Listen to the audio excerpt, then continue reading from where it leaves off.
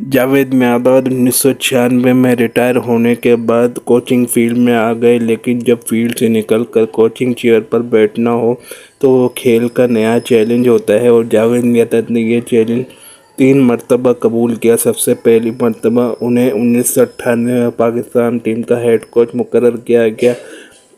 ان کی اس مدت میں ٹیم نے بھارت میں ٹرائنگل سیریز اور ایشیا ٹیسٹ چیمپئن شپ میں کامیابیاں حاصل کیں۔ پھر 2001 میں دوبارہ کوچنگ سونپی گئی، اور 2003 اور 2004 کے دوران تیسری مرتبہ وہ کوچ بنے۔ ان کی کوچنگ کا مقصد صرف بلے بازی سکھانا نہ تھا، بلکہ ٹیم کو ذہن بدلنے کا ہنر سکھانا تھا۔ وہ کہتے تھے، کھلاڑی نہیں لیڈر پیدا کرو، میچ نہیں میچ ونر پیدا کرو۔ لیکن کوچنگ آسان نہ تھی۔ نئے دور کی ٹیمیں، میڈیا کا دباؤ، بورڈ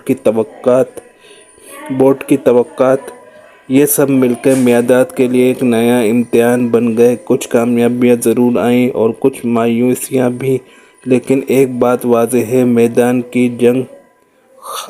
کی جنگ ختم ہوئی، مگر میانداد نے کوچنگ کی جنگ میں بھی سبق دیا۔ یہ ہے وہ اختتام، ان کا کوچنگ سفر، ان کی رہنمائی اور اثر جو آج بھی پاکستان کرکٹ میں محسوس ہوتا ہے۔